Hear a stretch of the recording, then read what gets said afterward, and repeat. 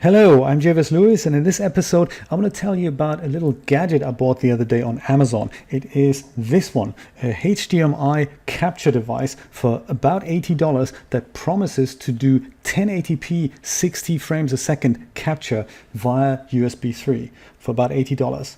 It also promises to strip out HDCP copy protection up until 2.1, I believe. I'm not entirely sure there, but the latest HDCP standards are not supported, but things that the Xbox or the PlayStation 3 or the PlayStation 4 would natively have built in that makes you watch a signal on a monitor, but you won't be able to record it. That is automatically, apparently, stripped out with this device. Very exciting promises. Let's see if this thing holds up to the challenge.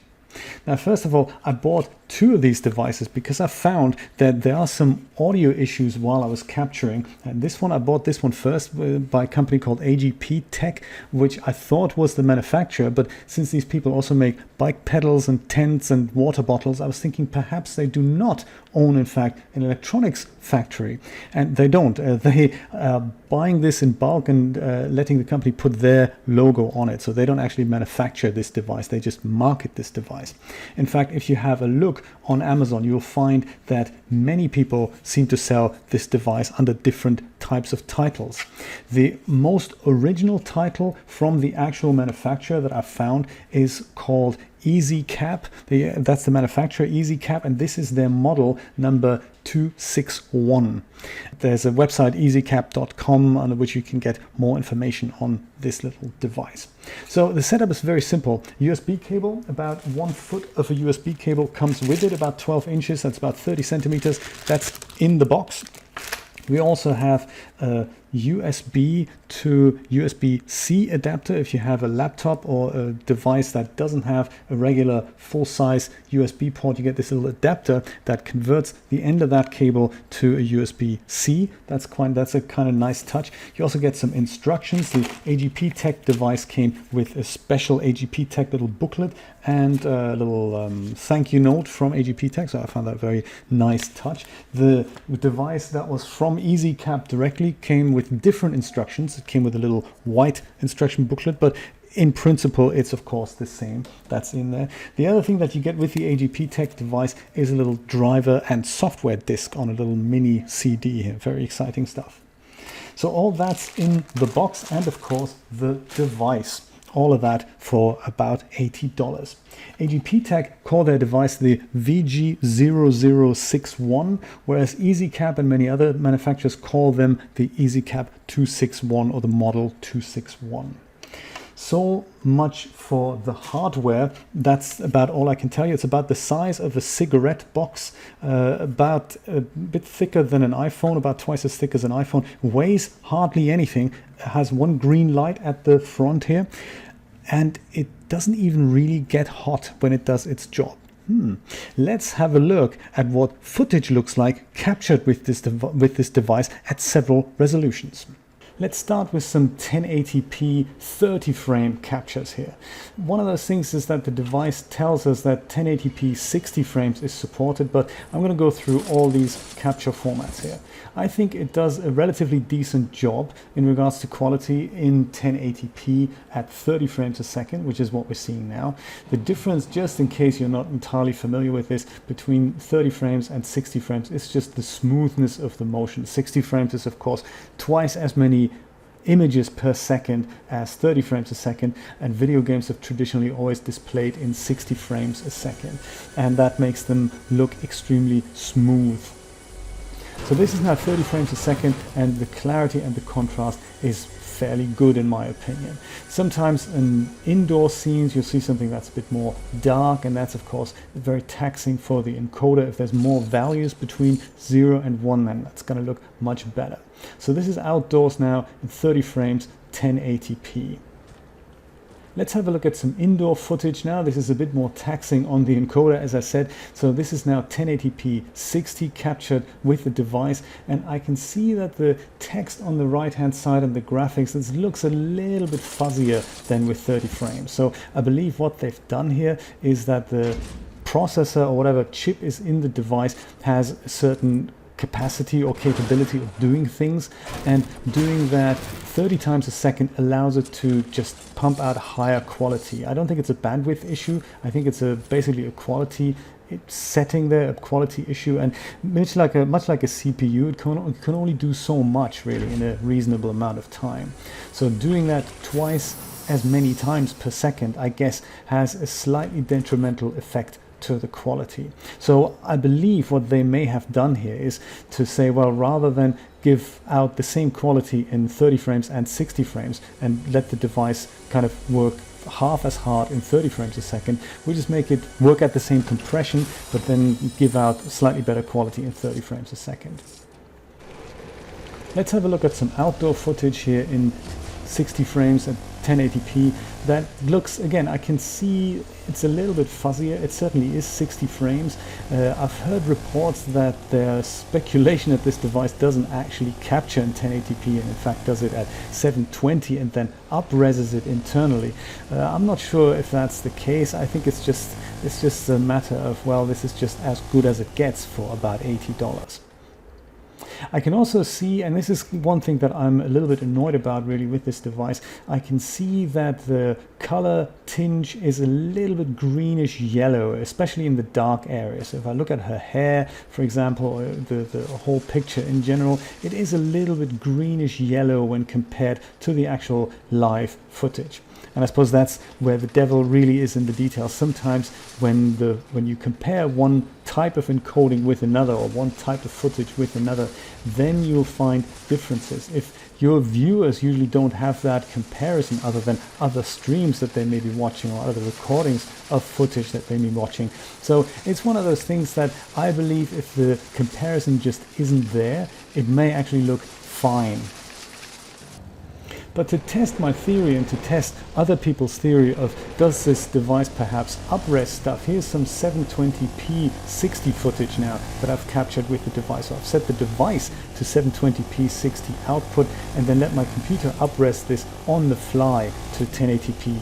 And what I've noticed is that the CPU power utilized to do that on the fly is fairly high. So I had about like 50% CPU usage, which I didn't have when I just natively capture whatever comes out of the device.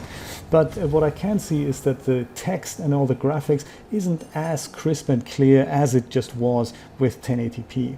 So yes, granted, there is a bit of sharpening going on probably inside the device, but I think there is definitely a marked difference between the 720p output and the 1080p output of this device. Just as a comparison, here's some footage now in 1080p 60 captured with the device.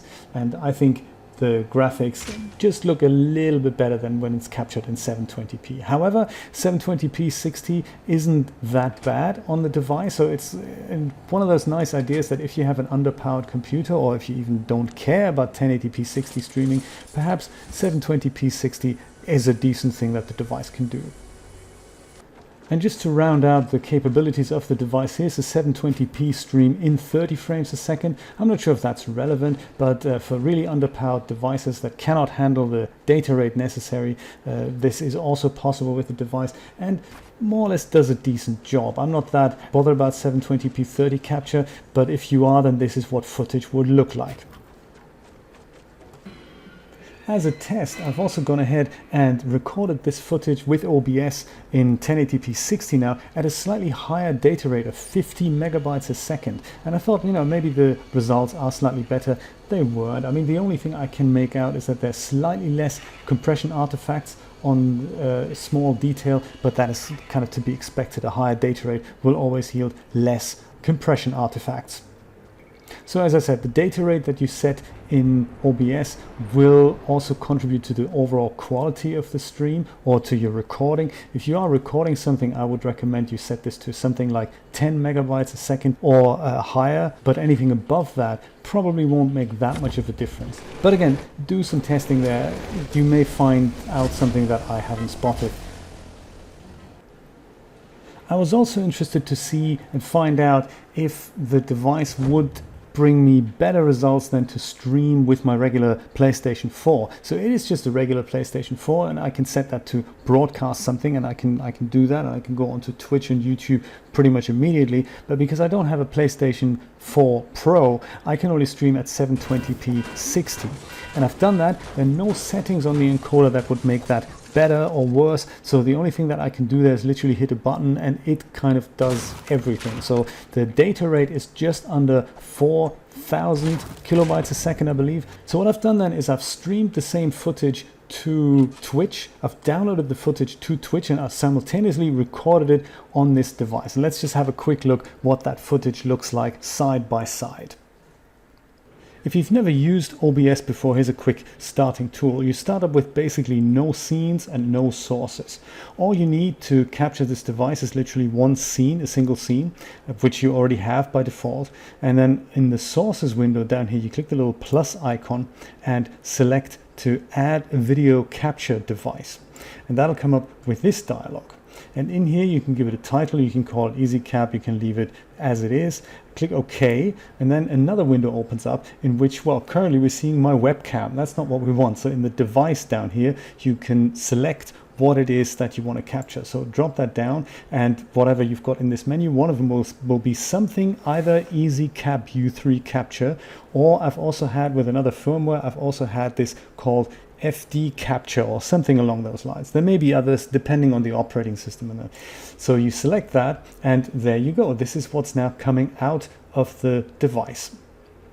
On the bottom here, you've got some configuration options. So configure video will give you access to the proc amp. If you wanted to have that signal a bit lighter or a bit darker, if you want to do something to the contrast, you can do that here. I'm going to leave that on 128, which is the default, and I'm just going to cancel out of that. This is now my PlayStation that I'm seeing here, and I can capture the resolution and the frame rate and the color space as I see fit. So on the bottom here, resolution type is currently set to device default. That'll kind of work, but if you want to set the device to something specific, you can get that drop down and select custom down here. Now the picture has gone away, but that shouldn't matter because you can have a look at the resolution. Currently nothing is selected, and any of these resolutions will work. So that's what the device is going to give out. This is going to either up-res or down-res whatever comes in. So let's say 1920 by 1080. Gives us a preview window here again. FPS is the frames per second. So in this case, you can say match output FPS, which is kind of the default, or you can go highest, or you can capture 60 or 50 or 40 or 30. So let's set this to 60, and you may see a slight color shift. You shouldn't, but it's one of those things that I've noticed about this device. It does that, or you can set this to something like 30 frames a second, and then whatever comes into the device will be translated into whatever you set this to. So let's leave it on 60. On the bottom, just to finish this off, video format, any will work, but you can also set this to YUY2, which I found looks slightly better than motion JPEG. It's just slightly less artifacts there. Probably not visible right now, but I can already see on my monitor, I can see a bit of a difference there. YUY2 is giving me the better result. YUV color space, that's set to default. You can also set that to either 709 or 601. 601 is kind of what we were dealing with in television, and it looks slightly better in my opinion. And the YUV color range, well, it's set to partial by default. I'm not sure if they're trying to save bandwidth there, but if I set that to full, I find that the color reproduction and the contrasts are reproduced a little bit better. Buffering and audio output mode we're not going to worry about. We're just going to click OK, and that is my device set up here. You can also resize this, so if you have a less powerful computer, you may have your canvas size, which is kind of the black area now, set to something other than the output size. So right now my canvas size is set to 1920 by 1080, but I could also set that to something smaller, and that's in the OBS settings, but that's more like OBS specific, so I'm not going to deal with that here. Once you've set up the video, there's currently no audio that's coming out of that. For that, I personally found that it's easier to set up another audio capture device specifically, and that's just as easy as clicking a plus symbol, audio input capture, and then just leave it as that, or give it a title, hit OK, and then on here under device you can set your ezcap device again. And as soon as you do that, It looks like use device timestamps on or off doesn't seem to matter much, so it doesn't really get rid of the audio sync or the audio dropout problem that I'm going to talk about later. And as soon as you do that, you see your levels going up and down. Now, you may not hear anything just yet. It'll record something, it'll stream something, audio I mean, but you may not hear anything for monitoring, and that's because monitoring is not switched on by default in OBS. But again, that's OBS specific. So if you click that little gear icon here and you head over to Advanced Audio Properties, then you can see this little dialog here, and we can see that audio input capture is currently set to 100%, sync offset monitor is off. If you set that to monitor and output, then you'll hear audio from your speakers. And that's how you set the device up in OBS. Streamlabs OBS is very similar. Other applications will have a similar setup process. There is a gripe that I have with this device, and that is that it has some serious audio issues that I wasn't able to resolve. And they manifest themselves by kind of almost skipping little bits and pieces. They're not really noticeable in general gameplay, but if there's music and you're capturing music like the starting music of a game, or there's something like a subtle dialogue going on, you will be able to detect that some parts of the audio are basically just missing, and the device kind of, I don't know, resynchronizes itself, and it's not noticeable in the picture, only in the audio. Here's some footage I've captured from my PlayStation 3. This is the opening sequence from Jak and Daxter, the remastered version for the PlayStation 3, up-res to 1080p 60, and try tapping your foot to the beat of the music. I bet you're going to be unsuccessful.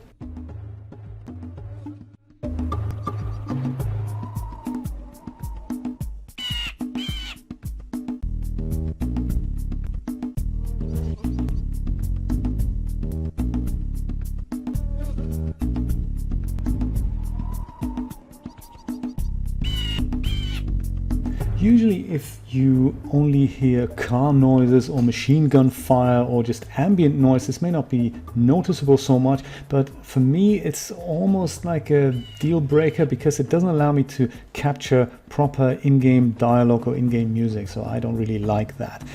Now, capturing all this footage that I've shown you so far wasn't as easy as just pressing a button and plugging this device in, or rather the other way around.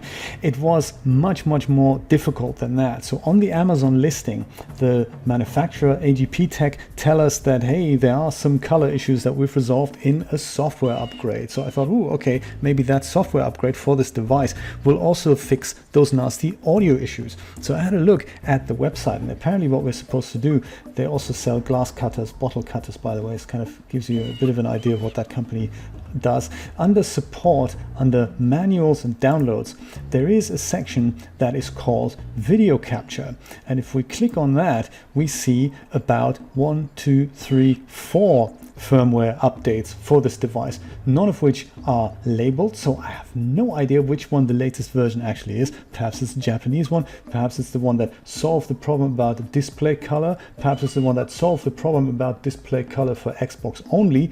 Why that would be a difference, it's anybody's guess. Or there's solve the color cast with 1080p 60 FPS input. Yes, I would like to solve basically all the problems, and particularly if that would be available in English, that would be an advantage. So, but if it isn't, maybe I'll just grab any of these.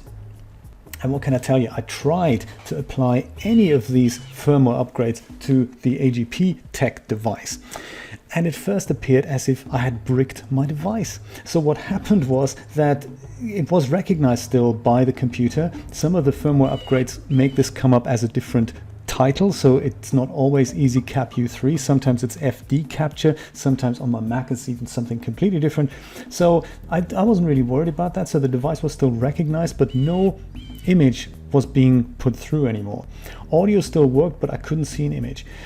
And I tested this for days and days until I finally grabbed a different laptop. In fact, my wife's Chromebook that was sitting on the other desk, that also had an HDMI output. So I put that in, and that worked flawlessly. So I was thinking, what's happened there?